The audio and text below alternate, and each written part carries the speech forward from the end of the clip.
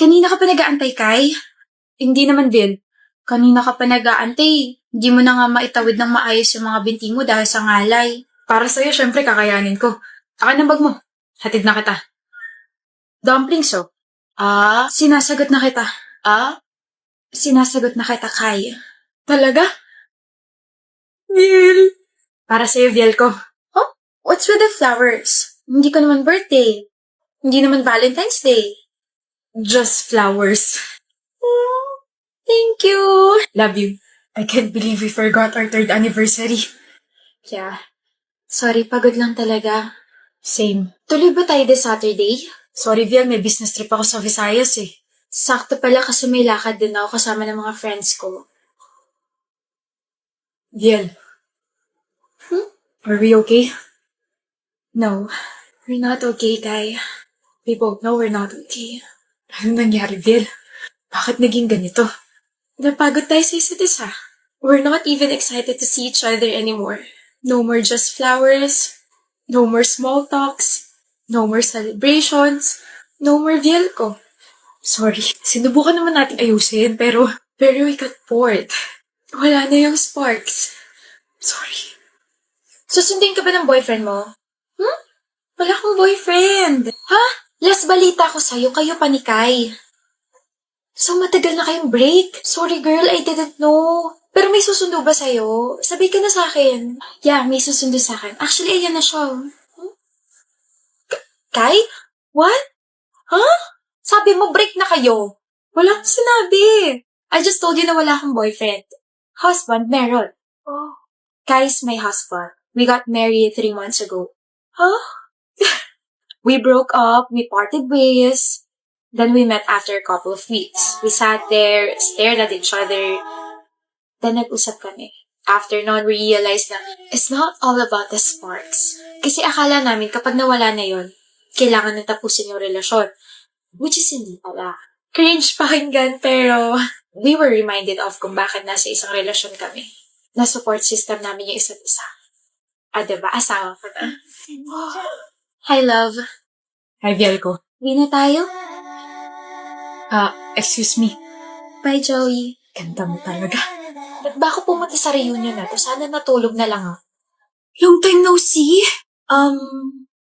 Ako to, si Ingrid. Ako yung classmate mo nung high school. Bakit mo naman ako kinalimutan? Ikaw yata yung nakalimot sa akin. Cordelia, hindi Christina.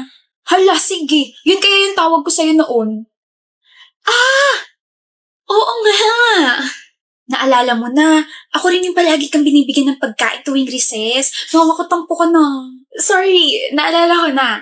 Ilang years na din kasi yung lumipas, tsaka alam mo na, tumatanda na. Naku, bumawi ka sa akin, libre mo ako. Ano gusto mo? Gusto ko ng chicken, fries, burger, shake. Shake?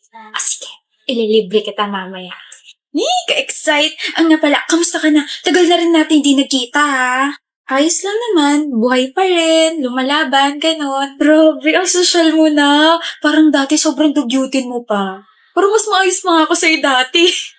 Hindi naman. Boyfriend. May boyfriend ka na? Meron. Gwapo? Mayaman? O mabait lang? All of the above. Kilig. Sana all may boyfriend kasi yung akin kakabreak ko lang sa jowa ko eh. Ikakasal ka na ba? Matagal pa. Ganun. Invite mo naman ako. Total magkaklase naman tayo nung high school eh. Ikaw, kamusta ka na? Ito, dumidiskarte lang. Talaga? Oo, hirap nga ng mga diskarte ko eh. Parte rin ba ng diskarte mo yung pagnanakaw? Ha? Dikot ng kamay Palis ka? Day off mo ngayon Ba't nandito ka, Ignacio? Ikaw, di mo naman day off Ba't di ka naka-uniform? May lalakarin kasi ako, so ba't ka nga nandito? Yung ka-workmate na kapatid ko, na nakawan daw sa area na yun. Na-report na ba? O raw, kahapon. Wala naman ako kahapon, diba? Ayun, pag-uwi ng kapatid ko, kinuwento niya sa kanya nangyari. Kaya pumunta ako rito para magtanong. Naku po, madalas talaga pag nanakaw sa area na yan. May bagong modus sila Lalapitan ng mga magnanakaw mga biktima at sasabihin ka schoolmate nila yun nung high school. At kapag hindi naman naniwala, ipipilit nila na naging magkaklase sila hanggang sa humaba na yung diskusyon. Tapos ayun, hindi na namamalayan ng mga biktima na ninanakawan na sila. Minsan nga binubutas pa yung bag nila, di kaya yung eco bag eh. Ilan sila? Sabi, 2 raw eh. Isang lalaki, isang babae. Ako na bahala din sa isa. Huwag ka na tumakbo. May 2 pang polis na malapit sa'yo. Nahuli na rin yung kasama mong lalaki. Boyfriend mo raw yun? Oh, akala ko break na kayo.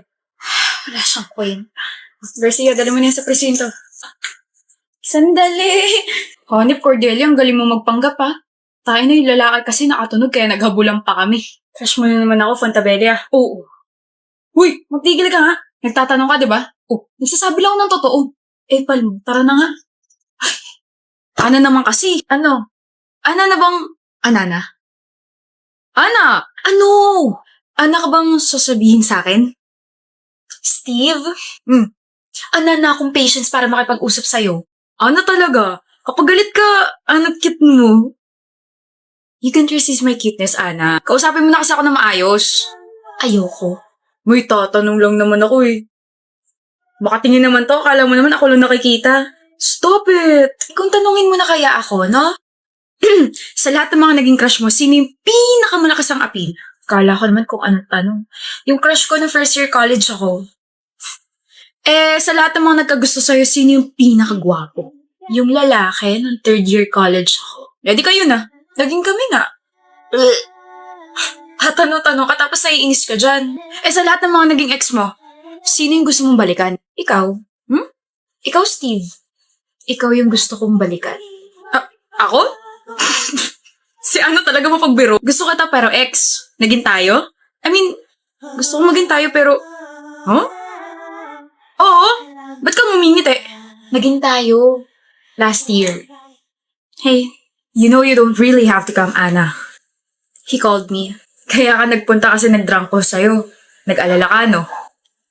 Ewan ko sa inyong dalawa. Halata naman gusto niyo isa't isa pero ayaw niyo pa rin umamin. Shut up. Gano'n ba karami ininom niya? At aware ba kayo na mabilis malasing yon? Alam naman namin kaso birthday ng isang pinsan namin eh. Nasaan ba siya? Nasa kitchen ako po. Pagin mo na lang ako, Ana. Nandun ako sa sala. And, heads up lang. Sobrang kulit niya. I know. Steve. Ana?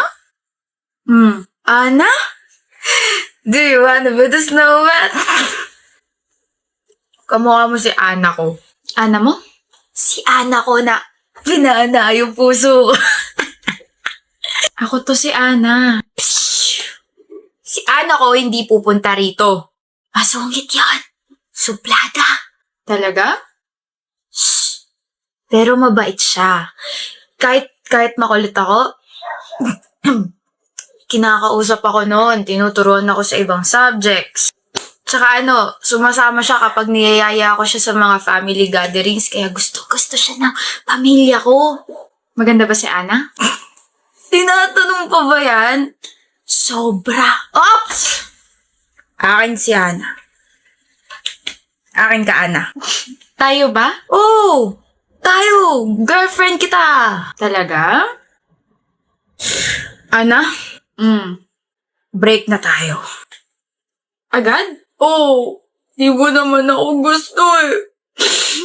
Break na tayo. Opo, break na tayo.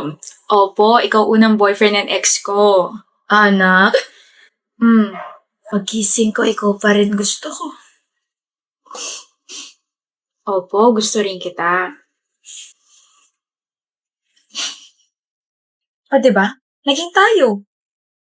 Akala mo yung gwapong crush ko na first year college ako, siya rin yung unang magiging boyfriend at unang ex ko. Kaya pala tawa ng tawa yung pinsan ko kinabukasan kasi ganun pala yung nangyari. Ana, high school vibe but yeah, crush kita nung first year college tayo and then you confessed when we were in 3rd year college nung nalasing ka. Tapos same day nung nalasing ka, naging tayo. Tapos tinago mo ng matagal. I guess I was too scared to take the risk. Ngayon, takot ka pa rin ba? Umamin na ako, sa tingin mo may takot pa rin ako? Ana! Niyaya kita sa isang formal na date. Niyaya kita na pakinggan muli ang nararamdaman ko para sa'yo. Niyaya kita. Okay, let's do that. Gusto kita, Steve.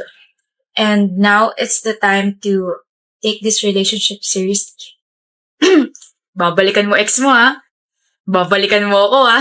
Oo, tapos makikipag-break agad ako sa'yo after 2 minutes. Ana! Sabi mo, let's take this seriously. Don't worry. Seryoso ako sa'yo. I'll let you choose your partner for this project. Reporting will be on Tuesday, okay? Class dismissed. Lugi naman yung choose your partner. Paano pag walang masyadong friends? Hoy, Claire, partner tayo. Nako, sorry, Hazel, may partner na ako eh. Oh, Jonathan, crush mo ko, di ba? Tara, partner tayo. May partner na ako tsaka hindi na kita crush, no?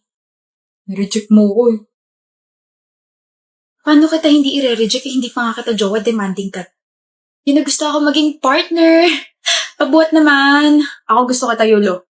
Kagulat ka naman, Cruz. Gusto kita. I heard you, okay? Wala na akong choice kaya sa'yo na lang ako. Kala mo naman gusto kita maging partner. Hoy, Cruz, wala na rin akong choice, no? So tayo na lang. Oo, tayo na lang. Teka, bakit parang tunog ka diri yun? Hindi kita gusto. Gusto ko lang tusukin yung mata mo, Anton Cruz. Wala naman ako sinasabi, Hazel Yulo. Tsaka hindi rin kita gusto, no? Ingay mo, ang gaslaw mo, ang siga mo pa. Mas lalo hindi kita magugustuhan dahil, bakit parang walang mali sa'yo? Nakakairta naman. Ang ingay niyo, bakit hindi na lang kaya kayo? Kami ni na kaya. Partner na namin ang isa't isa. Yun ang ibig namin sabihin. Ano? Your place or my place? Cruz, hindi pa ako ready sa mature roles. Uy, Gagawa tayo ng project. Isip mo bulok. mas bulok ka. May pagganon ka pa kasi. Pwede namang sa cafe na lang malapit dito sa school. Don't be late tomorrow, ah. Tell that to yourself. Huwag mo ako masyadong isipin para hindi ka madistract bukas. Hirap naman yung gusto mo. Ngayon pa nga lang, nadidistract na ako sa labi mo eh. Shucks, ano ba yung sinabi ko? Ba yan?